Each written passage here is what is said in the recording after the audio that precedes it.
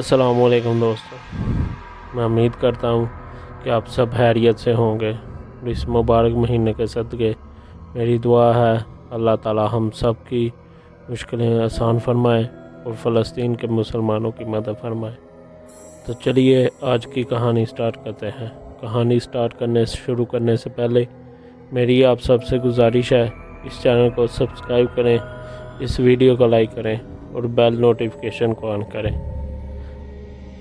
अगर आप मुझे अपनी कहानी भेजना चाहते हैं तो नीचे दिए गए ईमेल के एड्रेस पर अपनी कहानी एज ए वॉइस नोट या राइट करके भेजें और मैं इंशाल्लाह आपकी स्टोरी अपने चैनल पे शेयर करूँगा। तो चलिए आज की स्टोरी कहानी शुरू करते हैं। अस्सलाम वालेकुम बिलाल भाई।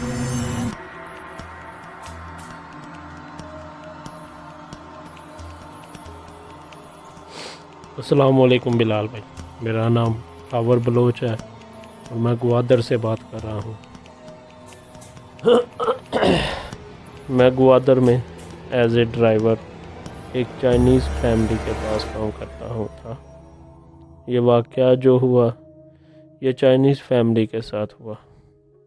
इधर एक एरिया है, मकरान कोस्ट हाईवे से जाके एक बीच आता है जिसे हम कपासी बीच कहते हैं, जो कि कोहे बतैल के पास है। मैं लास्ट 2 साल से उनके साथ था। चाइनीज़ आदमी जो कि इंजीनियर था, वो साल में एक बार चाइना जाता फैमिली को मिलने, बाकी टाइम वो इधर ही रहता। कभी कभी उसकी फैमिली भी आती यहाँ घूमने फिरने। ये इंजीनियर अकेला होता था तो मैं उसके साथ एक तरह का फैमिली मेंबर हो गया था। उसके साथ आना जाना, शॉपिंग में सुबह 7 बजे मैं उसके घर जाता और रात को 11-12 बजे अपने घर आता। कभी कभी तो मैं उधर ही सो जाता था। ये वाक़या कुछ मंथ पहले हुआ जब मैं इनकी फैमिली को लेके उस कापासाई बीच पे गया। ये बीच बहुत ही पुराना है। यहाँ पर वो कश्तियाँ पड़ी होती हैं जो कि ख़राब हो जाती हैं या जिसके साथ कोई हादसा हो जाता है। उसके साथ ही यहाँ कुछ पहाड़ हैं जहाँ से सूरज ग्रूब होते देखना और सूरज तलू होते देखना बहुत खूबसूरत लगता है। ये लोग वहाँ ऐसे पिकनिक वहाँ गए। ये गर्मियों के दिन थे मगर इतनी भी गर्मी नहीं थी। वहाँ पे ये लोग चटाई बिछा के बैठ गए जैसे कि लोग पिकनिक पे करते हैं। इन में 2 लड़के और 2 लड़कियाँ और हस्बैंड वाइफ शामिल थे। मैं और मेरे साथ 2 सिक्योरिटी गार्ड हम गाड़ी में बैठे थे। ये फैमिली को पाकिस्तान गवर्नमेंट की तरफ से सब कुछ मिलता था।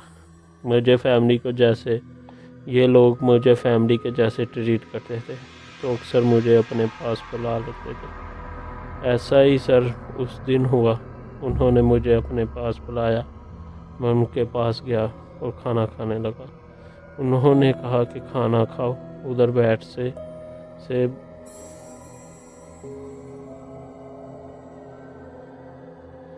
उन्होंने कहा कि हमारे पास बैठ के खाना खाओ। मैं उनके पास खाना खाया। उधर बहुत ही ज़्यादा जो कश्तियाँ ख़राब हो जाती हैं वो बहुत ही ज़्यादा थी। उनके 2 बेटे वो समुंदर में नहा रहे थे और एक बेटी जिसके पास कैमरा था वो मुख्तलिफ़ चीज़ों की तस्वीरें ले रही थी। ये जगह ज़्यादातर हिंदू लोगों के पास होती है और यहाँ से थोड़ा सा आगे ही वो जगह है जहाँ वो अपने मरने वालों को जलाते हैं।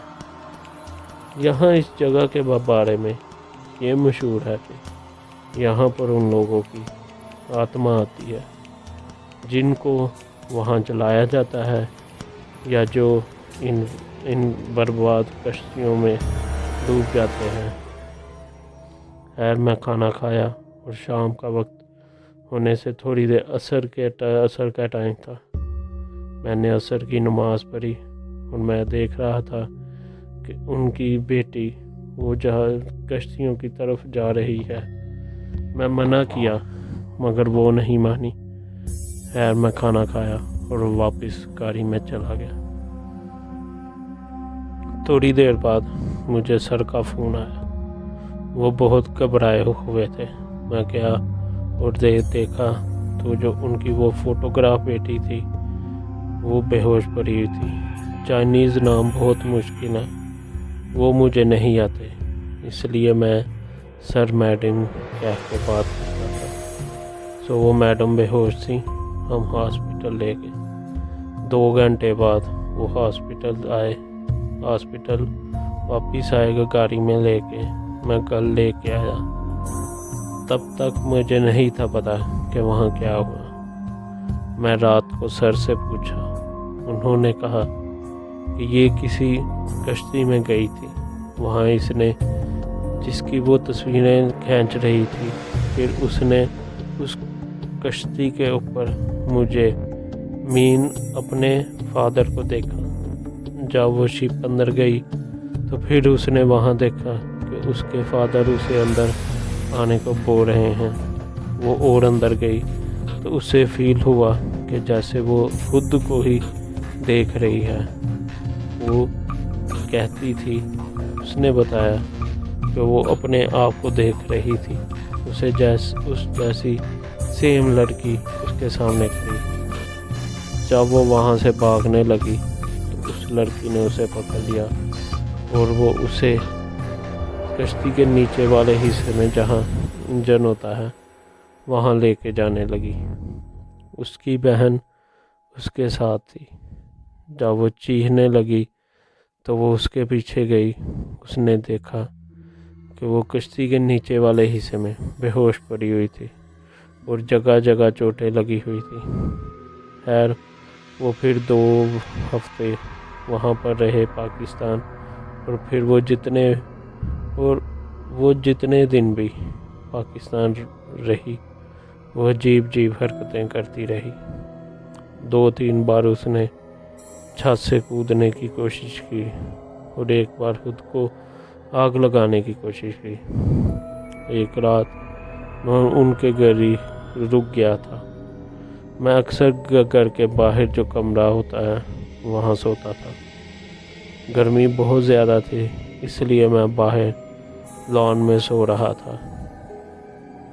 مجھے سوئے ہوئے تقریباً رات کے 2 بجے تھے کہ اس لڑکی نے آ کے میرا پاؤں کھینچا اور مجھے اٹھایا اور بولی کہ مجھے کپاسی بیچ پہ لے کے چلو۔ بلال بھائی اس کے کھلے بال، منہ، جگہ جگہ فیس پہ، بازو پہ خود کو نوچنے کے نشان سے مجھے پتہ چل گیا تھا کہ یہ وہ لڑکی نہیں ہے۔ اس لیے میں آرام سے اس کی بات مان لی اور اٹھا۔ ساتھ ہی میں سر کو کال کر دی کہ اسے پتہ نہ چلے۔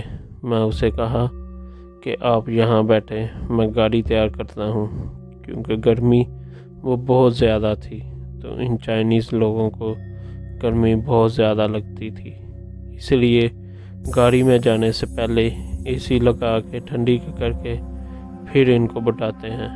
میں باہر جا کے سر کو کال کی اور ان کو بلا لیا۔ وہ آئے اور انہوں نے اسے جانے سے منع کیا۔ بلال بھائی میرے رنگ گرگے تھے۔ جب ایک چھوٹے سے قد کی پتلی سی لڑکی نے 5 فٹ 10 انچ کے آدمی کو اٹھا کے دیوار کے ساتھ مارا، اور ایک چائنیز جسے اردو بھی ٹھیک سے نہیں بولنی آتی، وہ بلوچی زبان میں بولنے لگی کہ تم مجھے وہاں جانے سے روکو گے؟ تمہاری مت ماری گئی ہے، میں اسے لے کے جاؤں گا۔ میں کیسے بھی کر کے بلال بھائی اسے باندھ دیا۔ تھوڑی دیر بعد صبح ہو گئی۔ میں سر کو بولا کہ اس میں کوئی جن ہے، وہ نہیں مانے اور اسے واپس چائنا لے کے جانے لگے۔ پھر وہاں کیا ہوا کیا نہیں میں نہیں جانتا، کیونکہ وہ لوگ مانتے ہی نہیں کہ اس جن ہے، اس لیے وہ لوگ دماغ کے ڈاکٹر کو چیک کرواتے رہے اور اسے مینٹل ہاسپٹل چھوڑ دیا۔ یہاں سے جانے کے 3 منتھ بعد وہ سر آئے تو انہوں نے بتایا کہ ان کے آنے سے 2 ہفتے پہلے ان کی بیٹی کی ڈیتھ ہو گئی، اور اس کی ڈیتھ مینٹل ہاسپٹل کے کمرے میں ہوئی، اور ایسے ہوئی کہ جیسے کسی نے اس کو بہت زیادہ مارا، کیونکہ اس کی کافی ہڈیاں ٹوٹ چکی تھیں۔ اس کے بعد سر نے بتایا کہ وہ یہاں سے جانے کے بعد انہوں نے اس پہ کلام بھی کروایا، جادو کو توڑنے جن کو بھگانے کے لیے بھی کروایا، مگر وہاں کوئی کام عمل نہیں آیا، وہ الٹا خود کو نقصان پہنچاتی اور ہمیں مارنے کو پڑتی تھی، اس لیے اسے مینٹل ہاسپٹل بھیج دیا۔ اس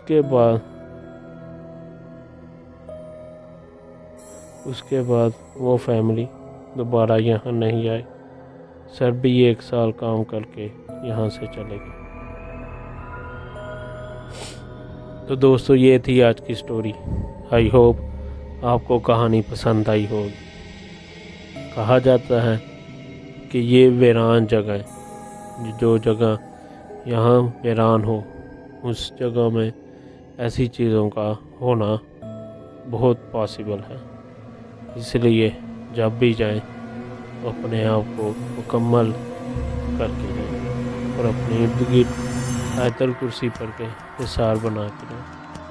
اللہ تعالی ہم سب کو ایسی چیزوں سے دور رکھے اور ہم سب کو شیطان کے شر سے محفوظ فرمائے، آمین ثم آمین۔ آپ سے ملاقات ہوگی کل انشاءاللہ۔ اللہ حافظ۔